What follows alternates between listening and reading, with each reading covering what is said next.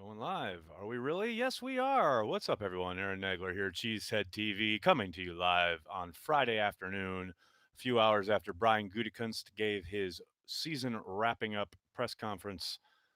Some nuggets there, nothing earth shattering, nothing news driving, but it's always good to hear from the GM, especially in light of the fact that the last GM, we went 9, 10 months sometimes without hearing from him. So, Brian Gutekunst laying it down. It's all about time, really. It's finding the time. And finding the time on our calendars for grocery shopping can be a struggle. Luckily, Festival Foods can help. With their click and go online grocery shopping service, you'll be able to turn your shopping list into an online order and pick it up later at their designated parking spots. Best of all, the $4.95 shopping fee is waived your first three click and go orders. Make more time for what matters and learn about Festival Foods Click and Go at festfoods.com/click. Hope everyone's doing well. Hope everyone's having a great Friday afternoon, getting ready to hit this weekend with all the fury and favor of a human off the leash and ready to enjoy life. Bump the volume, please, and thank you. Sorry about that, guys. Let me give you a little bit of something here. Put that a little closer to my mouth. Hopefully, that gets you a little bit more. Try not to yell. Goot was quick to defend Gary when asked about his production and lack thereof. Well, he's always going to err on the side of being positive for any member of the Green Bay Packers. It's very rare that any of these guys give a unvarnished assessment. Don't forget last year he gave Jimmy Graham a glowing review after his first year in Green Bay, and we know that was nonsense. So, I mean, I didn't read it as defensive. I read it as a general manager who's going to, stick by his guy. Uh, Major question: do the Packers sign Tyler Lancaster back? I don't think he's set to be an unrestricted free agent. I think he'll be back, but let me check real quick here, because that is a good question in regards to the many pending free agents they have. But I can't remember his name as a undrafted, or I'm sorry, unrestricted. Tyler Lancaster contract. Let's take a look, shall we? Oh, he is unrestricted, isn't he? Well, there you go. Um, I mean, that's the kind of deal that I can't imagine would be too difficult to put together if they did want him back. Now, I do think he's overachieved greatly, coming as an undrafted guy, but I don't think there's any rush there. I don't think there's be any great push for other teams to be signing Tyler Lancaster. I think if there's a place where he's most valued, it would be in Green Bay. I think both sides know that. Um, wouldn't be surprising to me to see him maybe get a taste of the free agent market, have the Packers undoubtedly tell his people, look, go see what's out there. And if you don't find a deal that's to your liking, come on back. We'd love to have you. Now, that said, they could also strike something prior to free agency even starting. But I don't think it's a high priority uh, either way. Perfect year to be in need of a wide receiver with this draft class. Ismail, I very much agree. Anyone who does anything around the draft, whether they're pro personnel, media side, what have you, everyone talks about the depth at wide receiver in this draft class, and it certainly seems to be the case. Jake, any inside linebacker names to watch out for in the draft? It's interesting because I've heard and seen a little bit of guys that I mean, the one guy I love is Isaiah Simmons, but I'll be absolutely shocked if the Packers have a shot at him. There are a few others. The kid from Oklahoma could fall, but right now there's nobody that I would write in at number 30 as he'll definitely be there and as someone the Packers absolutely must target. Are there bring back Swerve and Irvin? I'd love to have Irvin back. I was kind of mystified as to his lack of use in the NFC Championship game in the second half of the game against Seattle, but I think he really helped the offense and could really improve given a whole offseason to work with the offseason program, training camp, preseason, etc. I think he could be a real dynamic presence on offense, but we'll see how Gutekunst feels about it.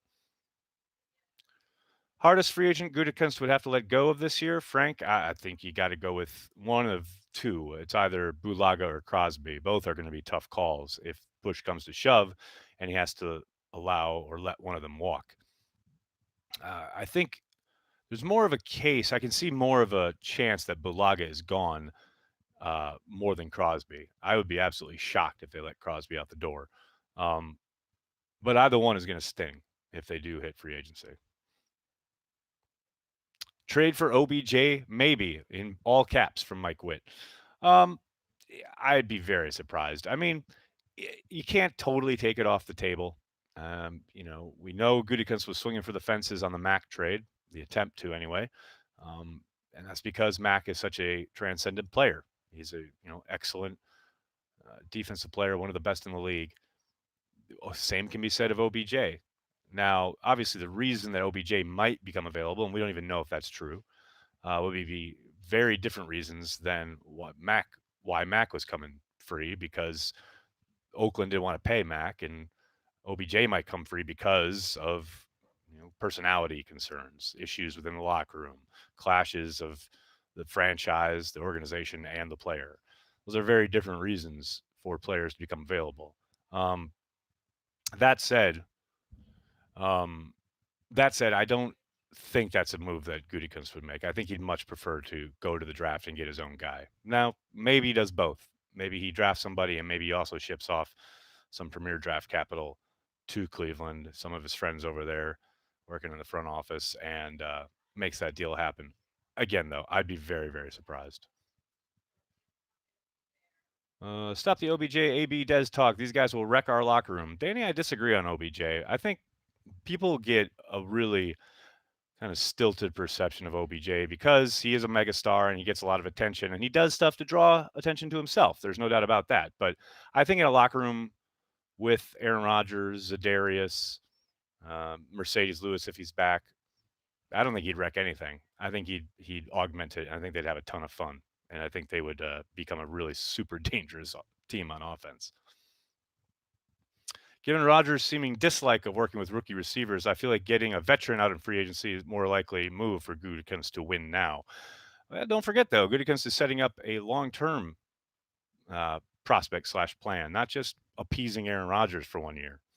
Now, yes, they are working towards the goal of trying to win a championship. So getting your quarterback weapons, which they most certainly will be attempting to do this year, is certainly part of that goal. However, um, I don't think it's as clear cut as you make it when it comes to Aaron Rodgers not liking to work with rookie wide receivers. He loved working with Alan Lazard. Now Lazard was in his second year, but Alan Lazard showed that he knew how to work. I think he doesn't like working with guys who don't know how to work. I think that's very different than not liking to work with rookies. Um, and that comes down to the personnel department, finding the guys in the draft who are grinders, who do work and who do sweat the details and will get on Rodgers' level. I don't think that's an impossible task. Um, now that said, they did try to trade for Robbie Anderson. He is set to become a free agent, so maybe that's someone they do target as a veteran to bring in and augment their wide receiver group, as well as draft a receiver. Because that's the other thing. Just because you've got this window with your quarterback doesn't mean you can completely just disregard building and developing your roster. They haven't drafted a wide receiver early in a long time. And certainly the first round, they haven't drafted one since Javon Walker. So, um, I think this year that kind of caught up to him a little bit. The idea of not having developed anybody, allowing, cutting Jordy Nelson, allowing Randall Cobb to walk. That's all well and good. And I understood both of those moves, but they didn't really have anything in reserve. Whereas before they always did, because Ted Thompson was so good at always making sure that they were stocked with wide receivers. So, yeah, it's a big offseason at wide receiver. There's no doubt about it. They'll have to address every possible way of improving the group. And I do not doubt for a second that that's exactly what Gutekunst will do.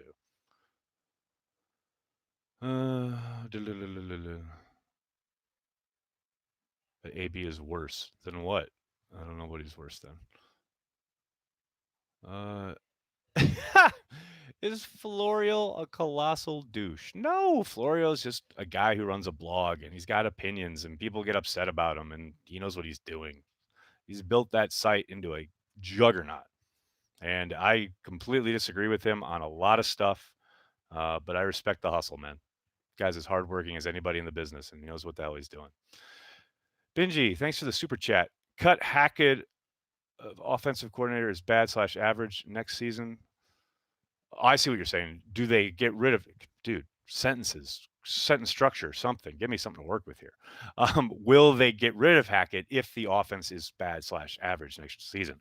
Well, I don't really think it's that clear cut. Do you?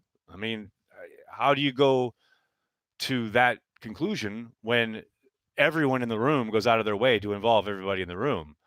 Are they getting rid of Matt LaFleur? It's his offense, right? Are they getting rid of Aaron Rodgers? He's the one inputting all the stuff that he's comfortable with. Are they getting rid of Luke Getsy? Those are all the guys that are coming up each week with the game plan.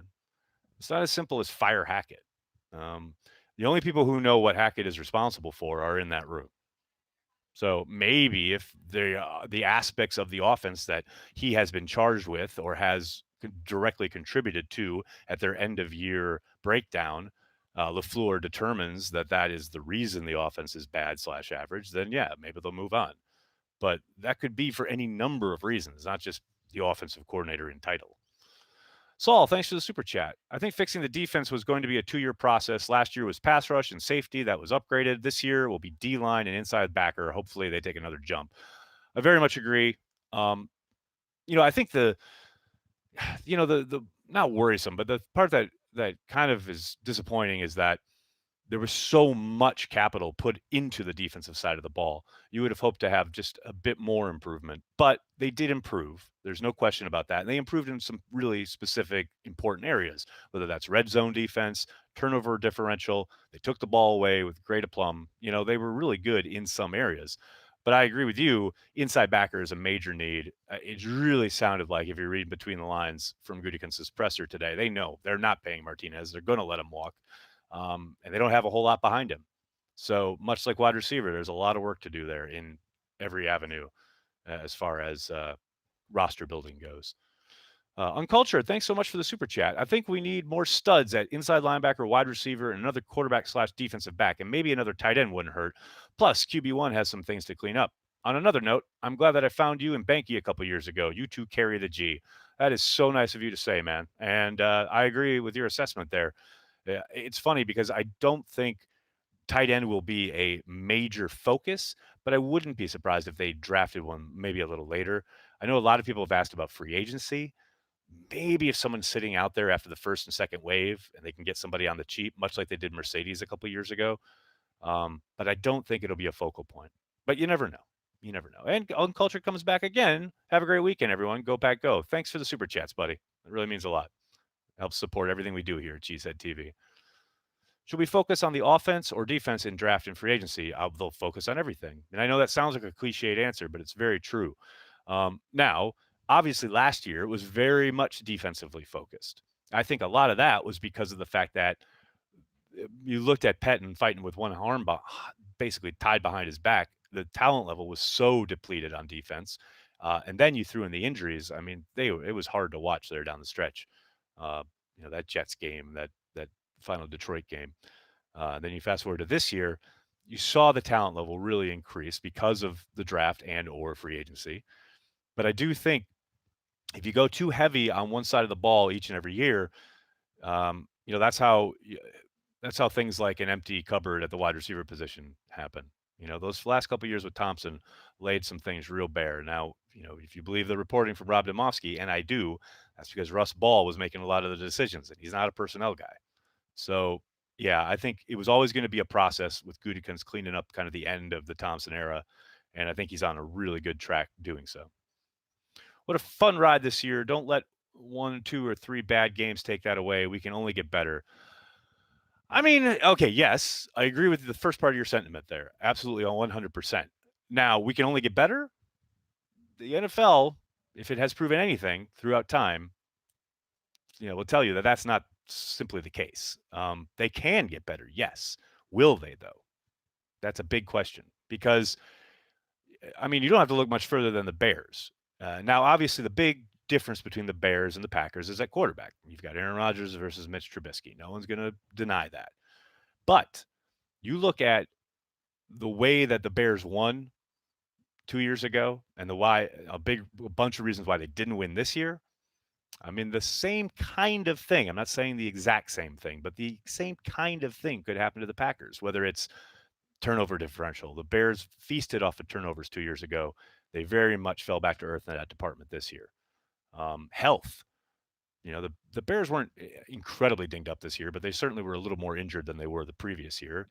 Don't have to tell you guys how completely healthy the Packers were in a crazy way this season. Regression to the mean, that will catch up to you sooner rather than later. The NFL will humble you quick. And that's, again, not to say that the Packers cannot get better, because I expect that they can and will. But don't for a second think that the possibility of a backslide into a 9-7 type season is not a possibility as well. Javier, thanks so much for the super chat. Hey, Nags, love the Cheesehead TV work. Let the free agency and draft madness begin. Oregon's middle linebacker Troy Dye in the second. I've seen Dye's name mentioned with the Packers a lot. I haven't watched him much myself. Like I said yesterday, I'm going to start talking to some draft guys once the Senior Bowl is up, and I'll have them on my podcast. Hopefully, get some video up for you guys. But yeah, that's a name I have seen attached to the Packers quite a bit. Uncultured, again, thanks so much, buddy. As I figure they will draft a QB this offseason or maybe trade for a guy, it would be interesting to see what their QB prospect list looks like. I very much agree there. And I do think I'll be surprised if they don't get a quarterback this offseason. And I'm not saying a premier guy. I'm not saying they draft him on day 1 or 2. But I think they will bring in a quarterback for the room. Now, are they looking at the heir apparent? I think that depends who they find where. If there's a guy that drops to 30, they love him, it's a possibility. It sure looks like there are a bunch of quarterbacks that could go in the first round, and maybe that pushes talent down, and Gutekunst decides that the value just isn't there at QB. But all it takes is one for a guy to love. Josh Rosen in the green and gold by Humphrey. We've talked about that a little bit before here, and I don't hate that idea at all. I think it'd be a perfect situation for him. I think he's been in some horrible messes his first 2 stops in the league. And I think that makes a world of sense. How much slack do they give Billy Turner if he continues to struggle next year? That's a good question, Ben. In light of the fact that they paid him, I guess he gets a pretty long leash, And the thing is look, he was bad early. He really improved his game as the year went on, and then seemed to kind of backslide the last 2 or 3 games, which is unfortunate. But yeah, you got to think his contract will probably give him a little bit more leeway. But there's no question they have got to get a little more consistency out of him in 2020. If Tua slid to 30, does Green Bay grab him? Danny, I think I'm going to get this question every single day until the draft. And of course, the answer is maybe, because the only person that knows the evaluation there is Gutekunst once he takes a look and hears from his college guys and takes a look at the tape himself. I would be surprised just because of all the injury questions around him. And Green Bay seems to be or is notoriously conservative on the medical side. Yeah, I'd be surprised. But the only one who can answer that is Brian Gutekunst. Craig, thanks so much for the super chat. Will Cheesehead TV do another draft guide? Last year's was amazing. I sounded like I knew what the hell I was talking about. We will actually. I just talked to Al yesterday. Corey, Al, and I are having our first off-season meeting next week, and we will be getting you guys information on the draft guide in a couple weeks. For those of you who don't know, we do produce a Packers-specific draft guide each and every year. We've been doing it for, I guess, 6-7 years now. It's a PDF that you can download. I think we're going to tie it to Patreon this year somehow. But yeah, you can definitely expect the Cheesehead TV draft guide once again this season. Do you like Montravius Adams, or is he just a guy? Matt, everything I've seen is just a guy. I really liked his initial quickness when I saw him coming out of Auburn. I thought he'd be a lot further along at this point. Mike Patton thought he was one of the most improved guys on the defensive side of the ball this summer. You just never saw it materialize this year, and that's really disappointing. I don't doubt they'll probably bring him back for his final year of his rookie deal, cheap labor, as it were, along that defensive line, but they got to improve there. And it's hard for me to imagine him taking a sudden jump in year 4, but you never know.